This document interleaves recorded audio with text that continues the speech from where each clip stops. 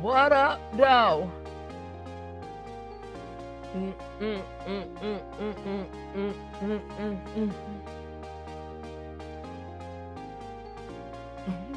Four, so let's go to 35.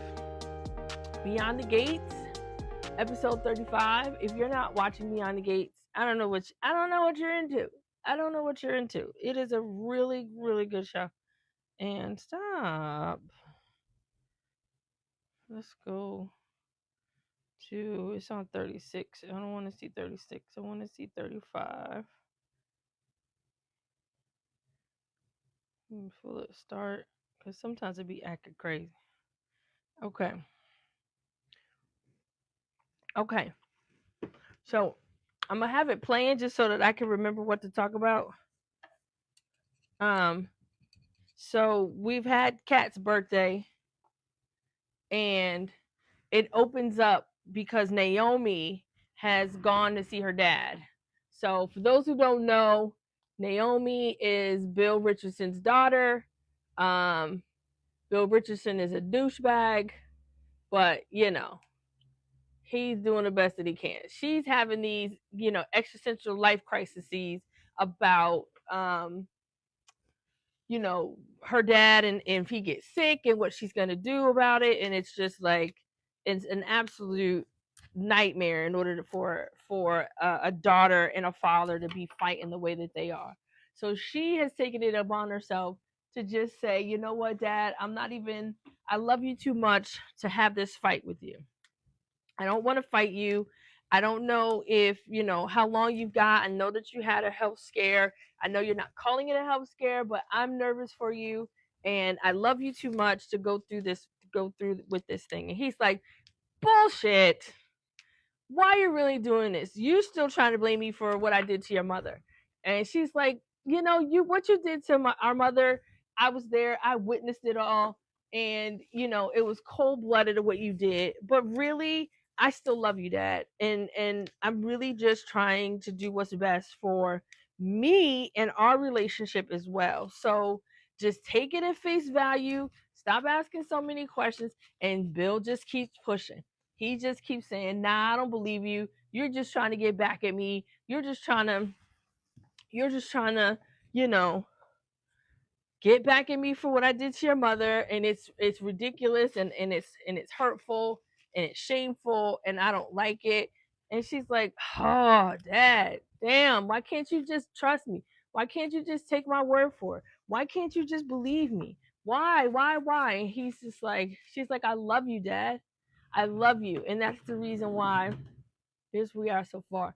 And that's the reason why I can't really do this with you right now. So he's like, all right, cool, fine. Then, you quit the case. You can still be my daughter. We can still have a kumbaya love relationship and everything, right? So she ends with that. She's off the case now.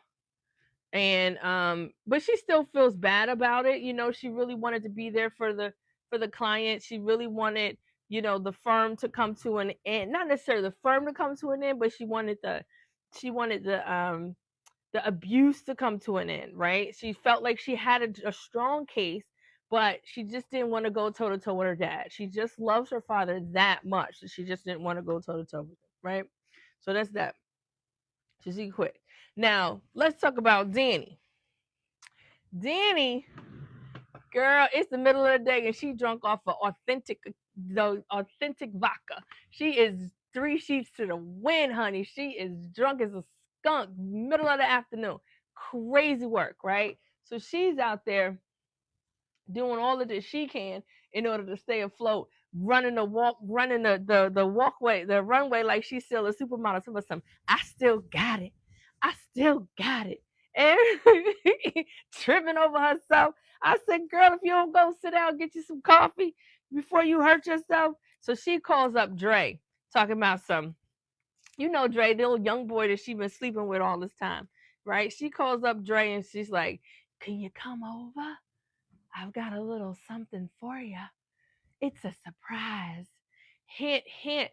It's my birthday suit. I was like, girl, you are doing too much. Like Like, it ain't even as serious. Like, your husband left you weeks ago. He done got him a new woman. He done moved on. He done got him a new house and a new wife and everything else that go in between.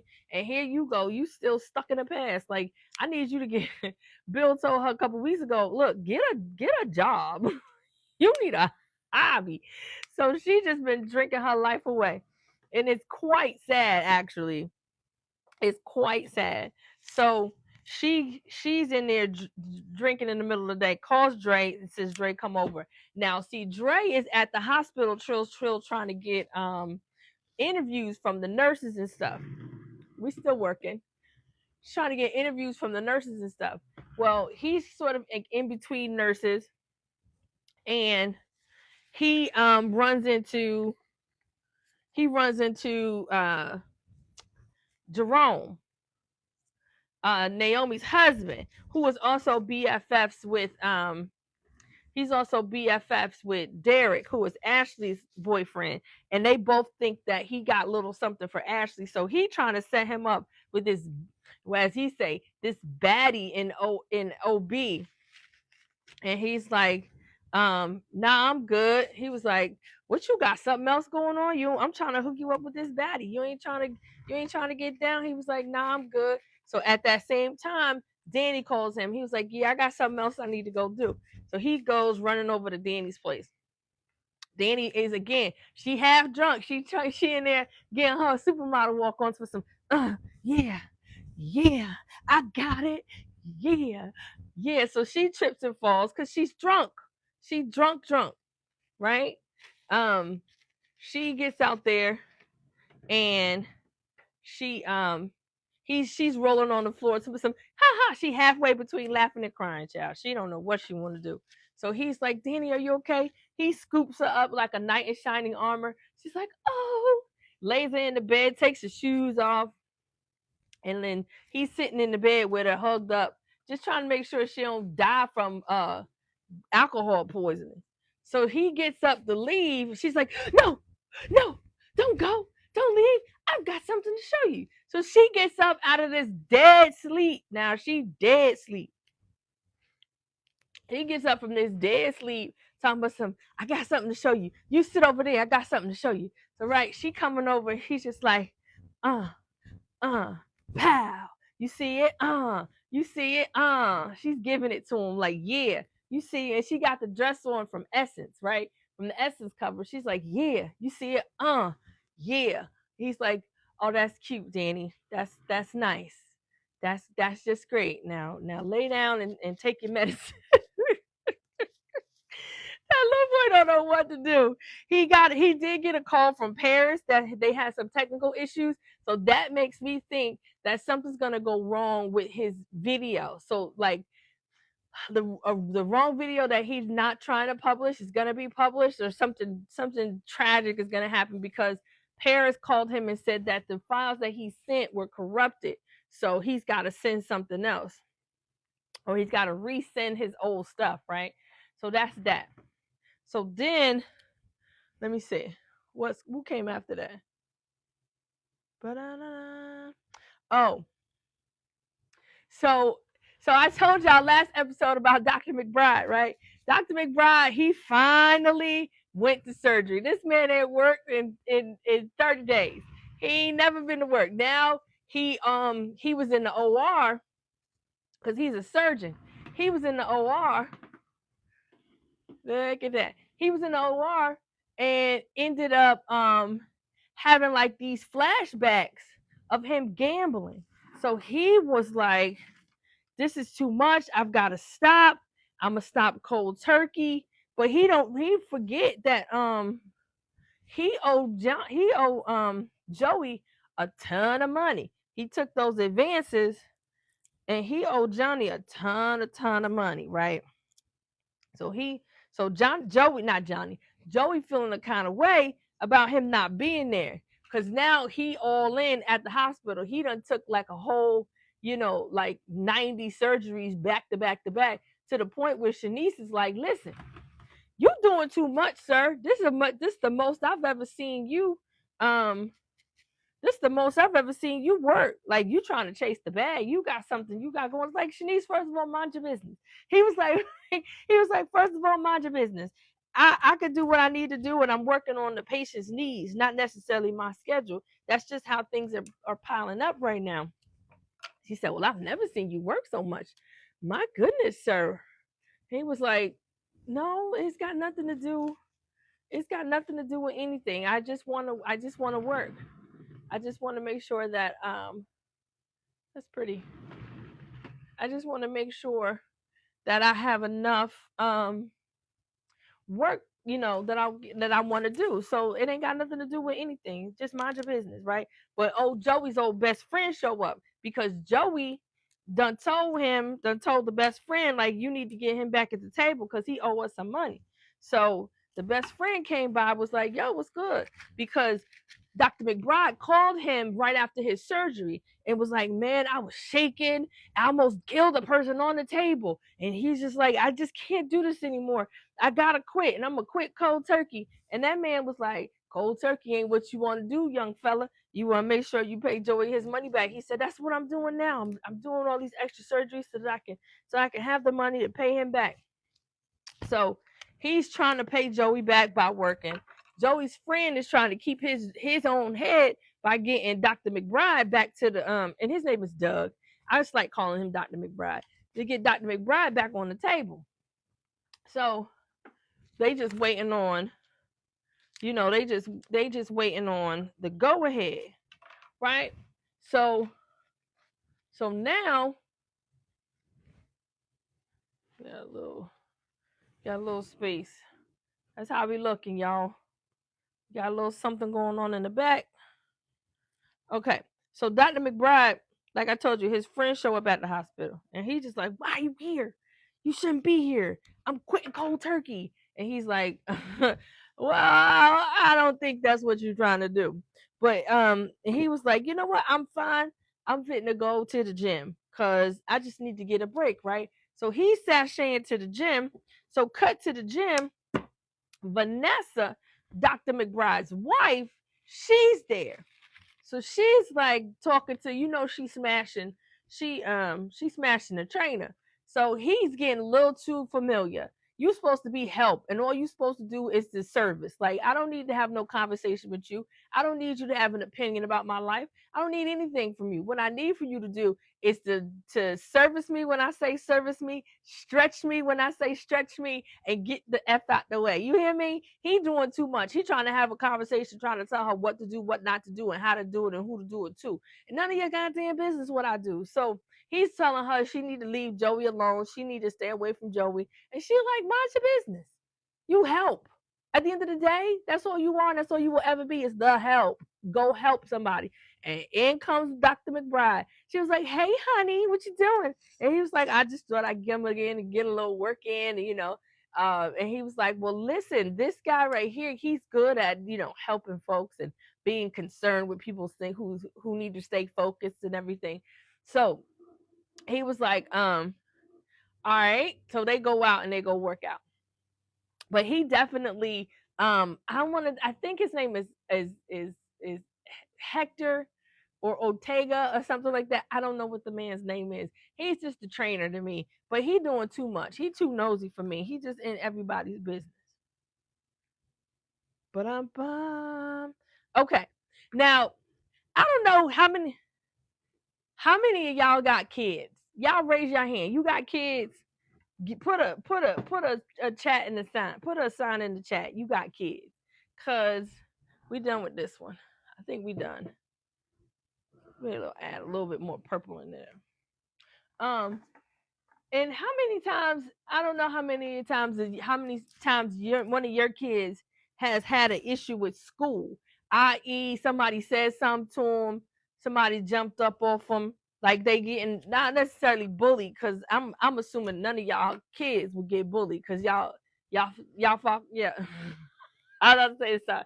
Y'all fuck with me, y'all know y'all kids is about that life, right? But anyway, he was like, so that the little boy getting bullied, right? Now, and again, I'm still like crazy. I don't understand, like, how is it that you Somebody took your phone, right? You was in the locker room, right? Walk me through this, y'all. I'm gonna walk you through it. He was in the locker room. He was changing his clothes because apparently this is still a school where people change out for gym. I know my last few days of high school, we didn't change out for gym. We weren't doing that foolishness. And I know my kid never changed out for gym because they wasn't PE wasn't like that. But anyway, I digress. So he's changing into his clothes in the gym, right? In the locker room. And he has on a pair of checkerboard underwear, right? Because he plays chess. So he has a chessboard underwear, right? So he's putting his clothes on. Somebody grabs his phone, right? He's putting on his clothes. Somebody grabs his phone, and while he's pulling up his pants and exposing his chessboard underwear, somebody takes a picture of him in his chessboard underwear, right? And in the process of taking his picture, sends that picture to the most popular girl in the school. The most popular girl in the school has a boyfriend who is an athlete. That boy sees the picture, sees it's from him, runs up on him, punches him out, right? Don't be sending my girl no pictures like that. And it wasn't a D pic, it wasn't a butt pic, it wasn't a let me see what that throat do pic. It wasn't none of them types of pics.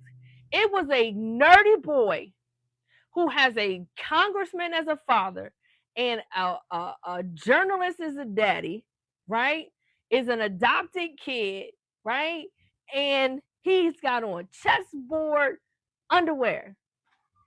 And in the process, he changes.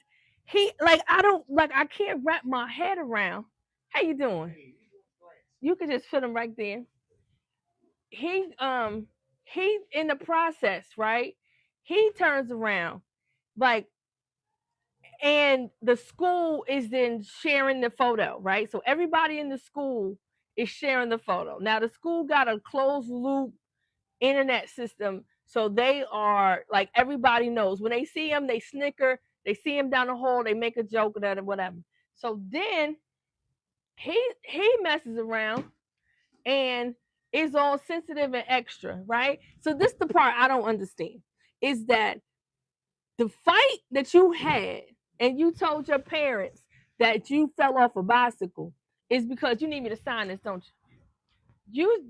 You sit up here and you tell me that somebody actually took your picture without you fighting them. That's the part I don't understand. Yeah, you're welcome.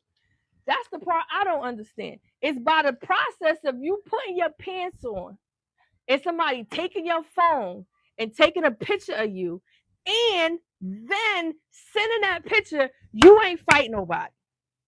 You ain't tussle nobody. You ain't push nobody down. You ain't trying to get your phone back. None of those things happen before that athlete ran up on you and punched you in your face. Some ain't right in the story. Something ain't right in the story. The story don't make no sense. For you to sit up here and tell me that you was putting your pants on, somebody stole your phone, unlocked your phone. How many people right now don't have a lock screen on their phone? It's 2025. Everybody got a lock screen on their phone. Everybody. So you mean to tell me that you left an unlocked phone, even if it was unlocked? We only unlock screens for 30 seconds. If that, what was you doing that somebody took your phone and took a picture, unlocked your phone, took a picture, had enough time to text it? Don't nobody remember phone numbers? Don't nobody remember phone numbers? Then he spent the phone number to the most popular girl in the school. How he know her phone number? How he know? The story just don't make sense to me. It don't make sense. Well, anyway, it's all in around the school, right? He's being bullied. People are putting comments underneath the picture and everything. He's feeling some kind of way. So now one of the other students' parents, who happens to be, again, a journalist, he gets wind of the picture. Oh, that's Congressman Richardson's son, let me go talk to the congressman about his son. Does he know da da da da? Martin come in there on 100. He come in the house. The kids is cooling. They trying to teach Samantha how to model because her dad, the journalist dad, he used to be a model. He used to have a little something going on. So he's teaching her how to smile and how to give a look, honey. He's like, yes, do it like this, baby. Do it like, you know what I'm saying? They in there having family time. Martin come up in there. What is this? What is this? And he's like, relax. First of all, bring it down to a 2. Okay, let's have a conversation. He come in on 10, right? You should have told us about this. You should have told us what was going on. You should have told. He was like, first of all, I didn't want to tell you because I didn't want this to happen. What is happening right now is what I didn't want to happen. And now you out here wilding. Calm down, Dad. It's because of you I'm in this predicament in the first place. It's because of you and Dad and what you've done for me, and I'm an adopted charity case, and kids are mean and they say mean things to me. And he's like, let me handle it on my own. That's all I'm asking you. I don't want you to go out here talking about I'm a Dupree, I'm a Richardson, I'm a congressman, and you better get right with it. He's like, don't do that. You're just gonna make it worse for me, right? So he comes out and he's just like, just relax, Dad. The other dad and the daughter is like, we'll handle it. We'll take care of it. He'll be fine. We'll walk him through it. Martin is like, it's my responsibility as his parent to make sure that he is okay. We have to protect our children. I can write bills for millions of Americans, but I can't protect my own son? This is preposterous. This is unacceptable. And everybody is like, calm down.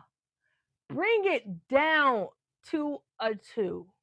Breathe. And he is just off and running. He storms out the house.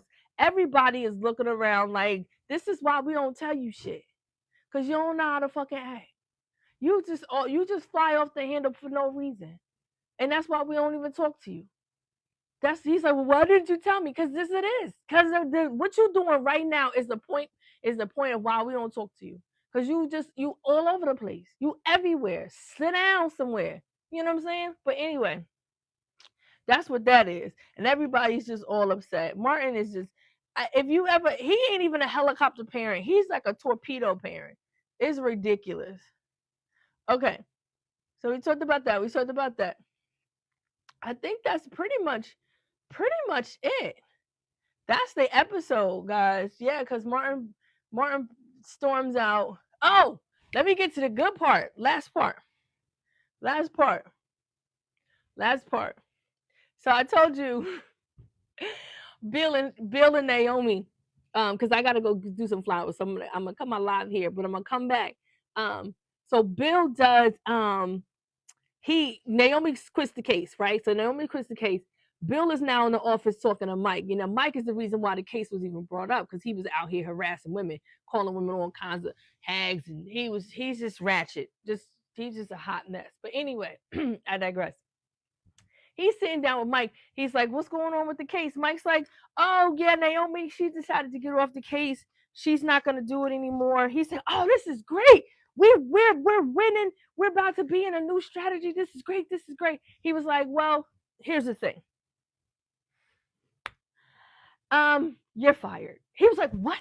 He's like, yeah, me and the partners, it's unanimous. We want you out. You know, you got 10 minutes, pack your shit, get going. He was like, what are you saying? He was like, goodbye. Have a great day. Be well. Be blessed. Tell that man to hit the sticks.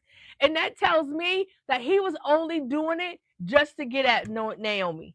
Just to be, I know he's saying it from a sentimental perspective. Like, I just wanted to be around my daughters. I just wanted to be a part of her life or whatever.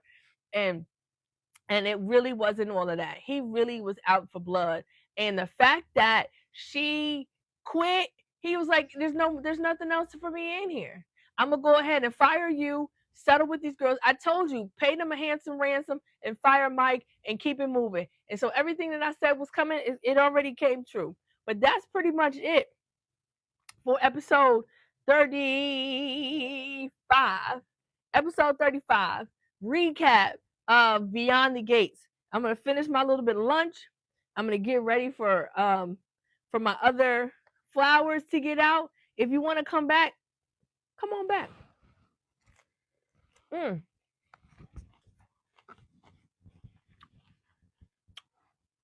I know.